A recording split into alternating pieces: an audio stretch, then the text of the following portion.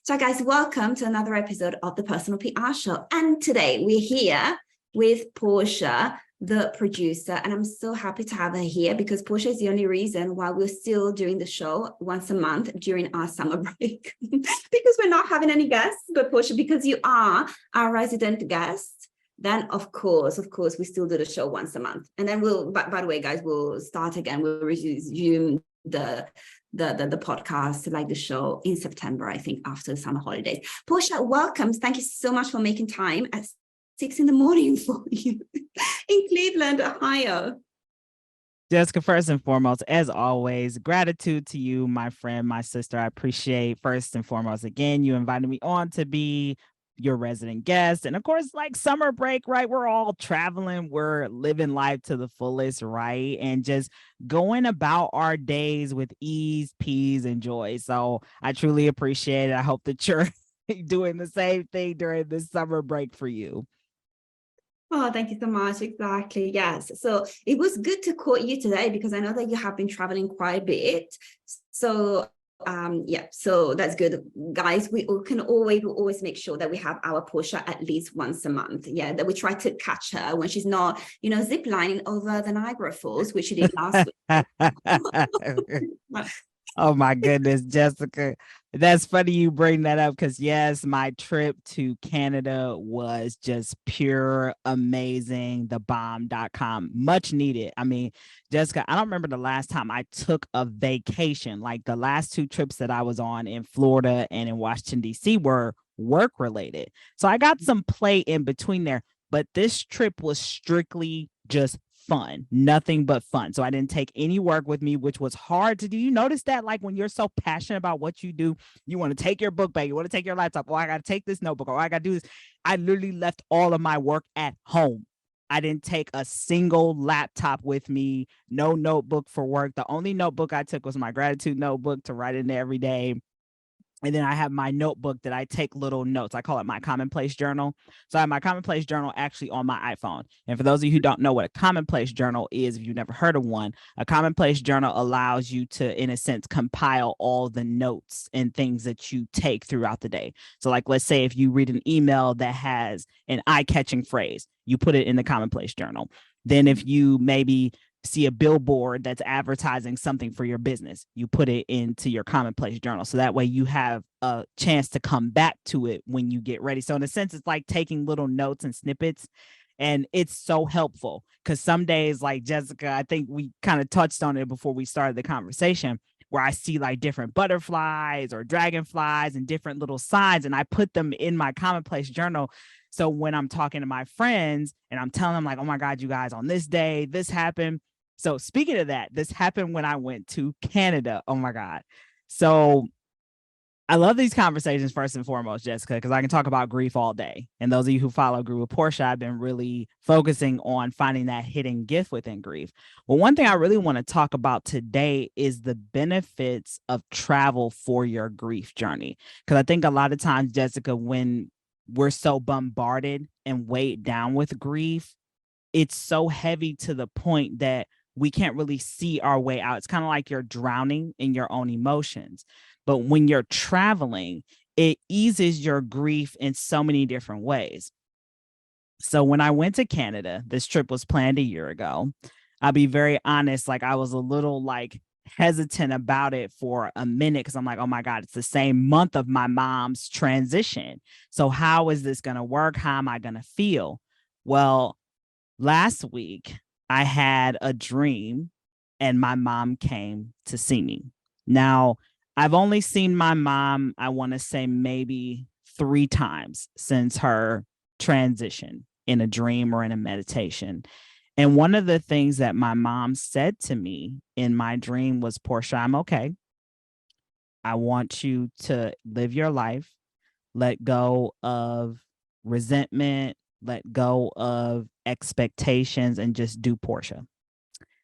And I'll be honest, Jessica, I didn't want to wake up from the dream. I didn't want to wake up because I wanted to just continue to be in my mom's presence and talk to her and tell her everything.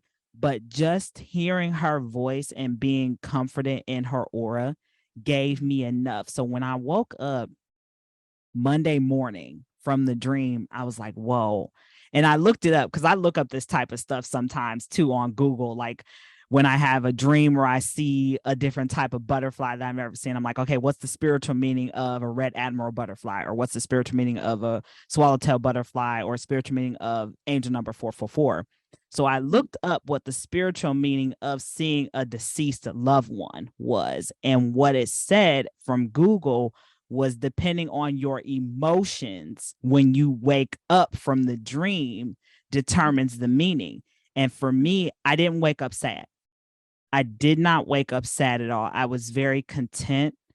I felt comforted. I felt like a rush of love energy just circulating through my whole body when I woke up. And it said that if you find yourself in that state of contentment from that dream, then it symbolizes the okay for you to pursue your goals and dreams. Right. And my mom said that to me. She did before she made her transition. She said, Portia, go for your dreams. Mommy's job is done. And how this ties into our topic for today, traveling and grief, I think when we're, again, so bombarded and flooded with all of our emotions from grief, when we travel, it gives us the opportunity to be present with our grief if we're open to it. Like for me, traveling has been big, especially as I'm doing more collaborations with people. And my mom was always my point of contact whenever I travel. And so now, this first time taking a vacation without her, I was fully present with the reality that, wow, my mom really has made her transition.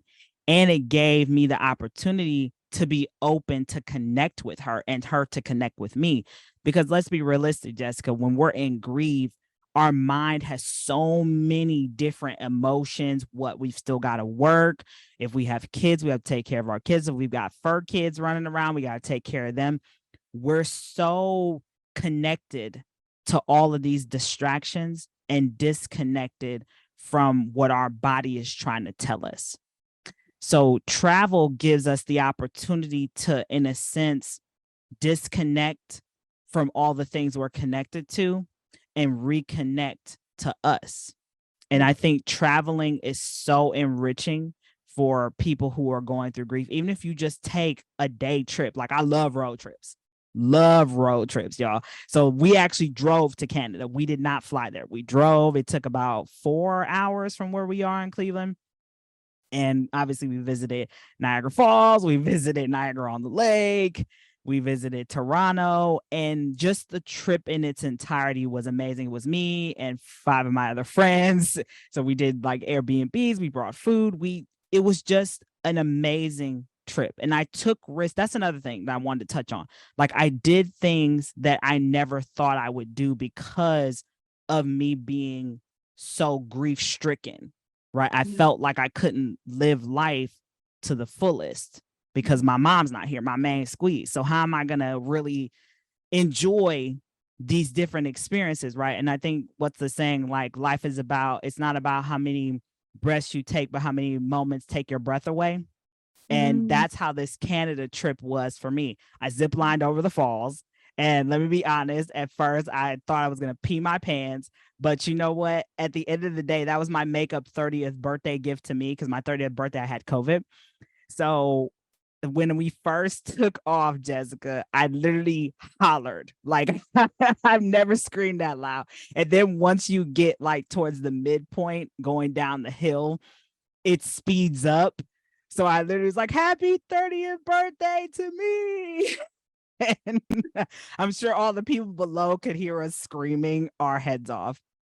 So we did that. Then we did, of course, the boat tours where you got to see all the falls, and there was a double rainbow when we saw this. And it was just everything that we did on the Canada trip was just pure bliss and joy. And I recommend like anybody who's going through grief, if you can, even if it's just for a day, take just an hour drive or trip, spur of the moment, and just do something. Be present with your thoughts and emotions, because sometimes you need to just disconnect from everybody and everything around you, because when you continue to see all of those things that remind you of that person, it's going to imprison you, and unintentionally, right? Subconsciously imprisoning you. So I still make it a point every single day to leave my house for 1 hour every day, 1 hour.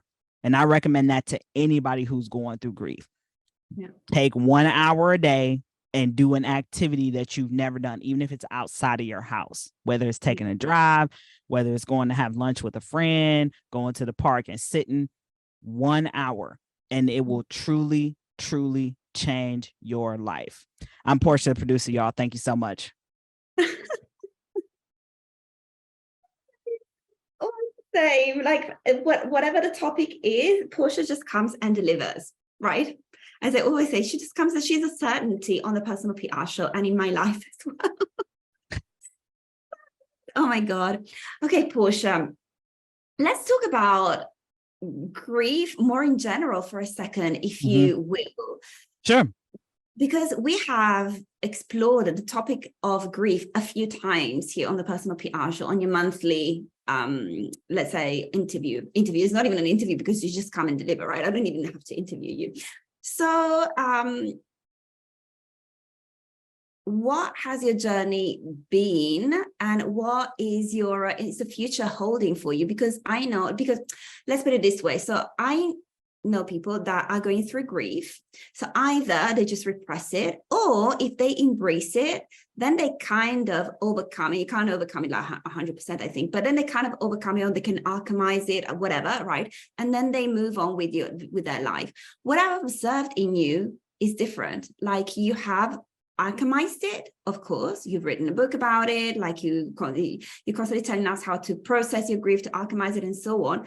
But at the same time, and I think you're doing well, to be honest. Like, it really seems that you're doing well, but you're not saying I'm done with grief.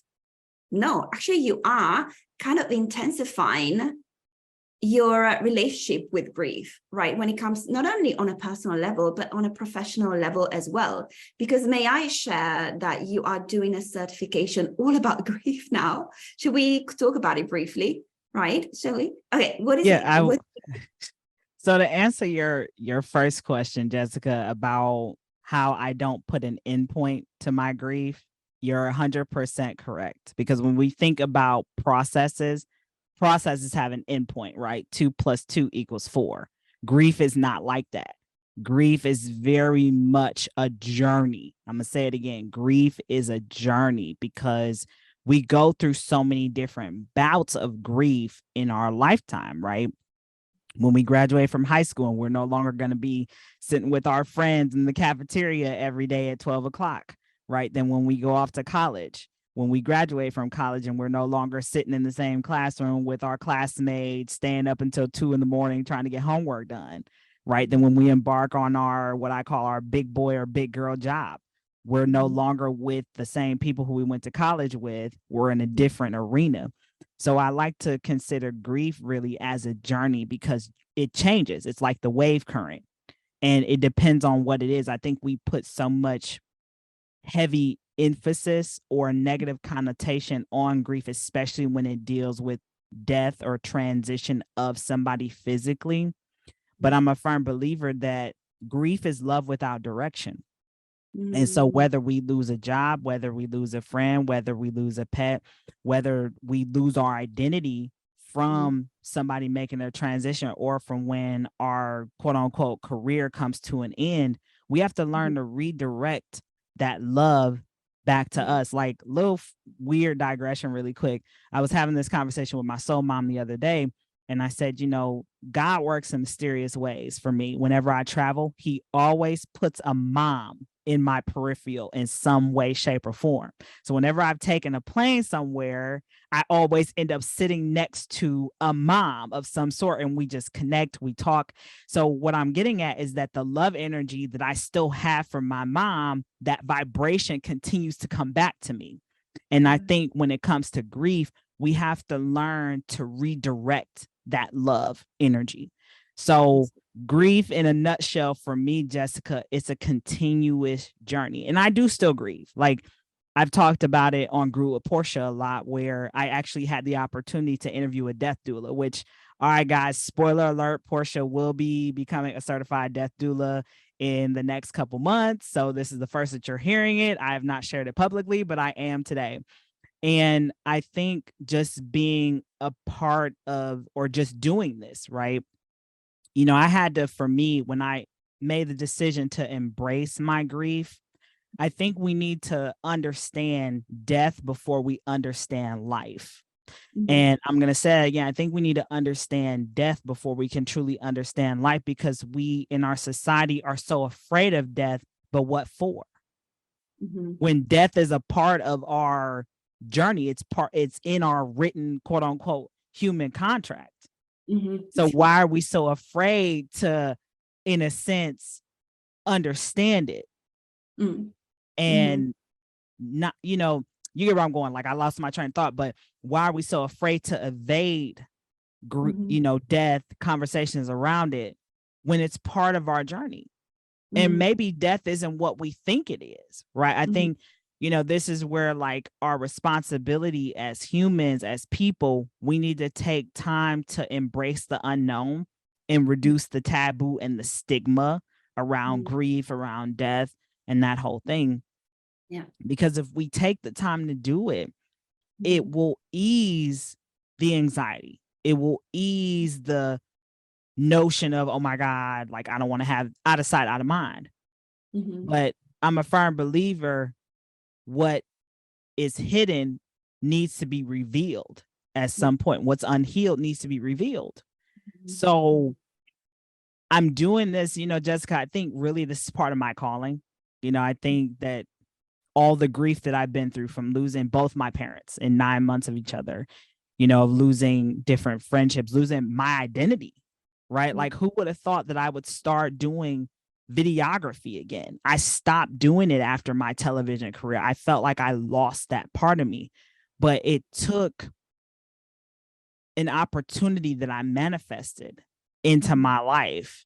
Once I started to really, I guess you can say, put the ducks in a row for me to rekindle that passion.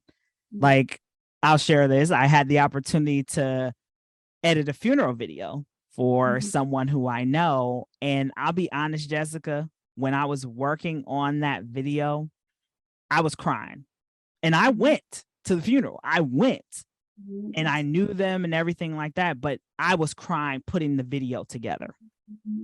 And to me, that those tears that I shed were not just tears of sadness. They were tears of joy and passion, that I was able to preserve this person's legacy for their family and for them. And that's another reason why I'm doing this death doula certification, to really, in a sense, educate people and also continue to create that legacy piece, like I've done for both of my parents, because both of my parents were service-driven individuals. My mom was a teacher. My father was a steel worker. And both of them, it's funny because I'm an even combination of both of them. Literally, my mom being the educator, my dad being the steel worker, and my father was an entertainer. The fact that I was able to do that for both of them, I want to be able to give that gift to other people, right? Because we don't want to ever forget the people who have invested so much into us. And my mom was definitely one of my biggest cheerleaders. So for people, for our audience who are tuning in, right, you know, I would just really want to stress the importance of, what's the hurt? You know, I always tell my friends, like, if you want something bad enough, what's the hurt? Take the time to embrace the unknown, the taboo, right? Because your story, your journey, again, is not for you. It's for somebody else to stop their goals, dreams, and aspirations from making the cemetery wealthier, guys. I'm Portia, the producer. Thank you so much. Oh my God, what can I say? I really can't wait for the next episode of the Personal PR Show with Portia. Portia, what are we going to talk about next month? It's going to be the end of August.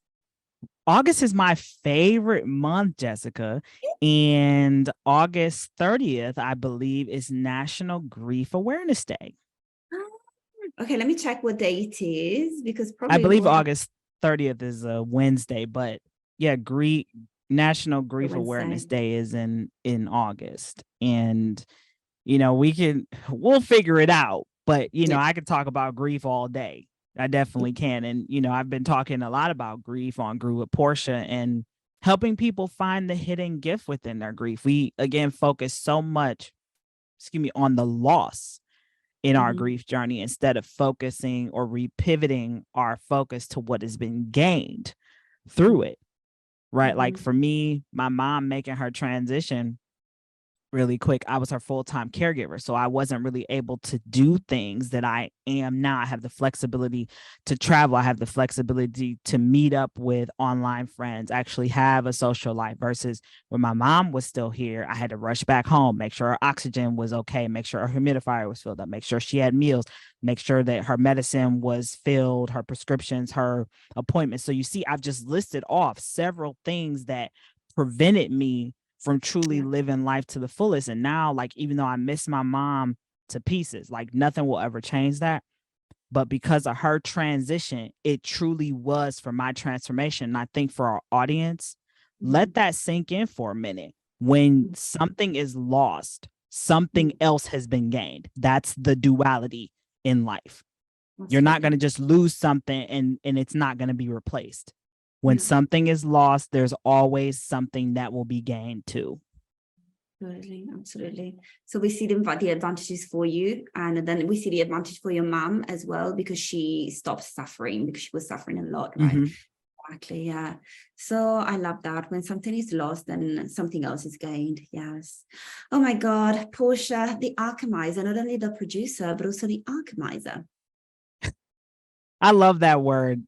I actually love that word alchemize because that's really what it is. It I is, right? think we all have the ability to alchemize our life in some sort of way. We Yeah. just have to be open to, number one, shifting our mindset. Number two, taking time to disconnect and reflect, because that's where the growth happens, is in that reflection. That reflection is what really stems the growth for us. And then number three, surround yourself with a supportive community that reflects kind of your alchemization or your mindset. And then Yeah. people, who are smarter than you, right? People who don't always agree with you, Yeah. they'll help you too. Totally. By contrast, sometimes, but it will help you too. Totally. Oh my God, Portia, thank you so much for gracing us with your presence and especially with your wisdom today as well. We really look forward to the next episode of the Personal PR Show with Portia, the resident guest, the producer, the alchemizer. And guys, you can follow Portia on Instagram and on Facebook, right? Yes, and of course, on Instagram. the podcast. I mean, Yeah, Grew with Portia is on YouTube and all the major podcast platforms. I'm on Instagram at Portia the producer, Facebook, Portia Booker, LinkedIn, Portia Booker, or you could just literally Google my name, Portia Booker, and you'll find me somewhere. I'm around like a donut, right? This patchy squirrel is somewhere around the world. So exactly. It's not possible not to find you. Absolutely. Perfect. Then, Portia, enjoy your day. It's now 7 a.m. in Cleveland, Ohio. Enjoy it, and we'll talk to you very, very soon. all right, Jessica, thank you guys so much. Peace and hair grease. Thank you, Portia. Bye, and bye, everybody. See you very, very soon. Ciao.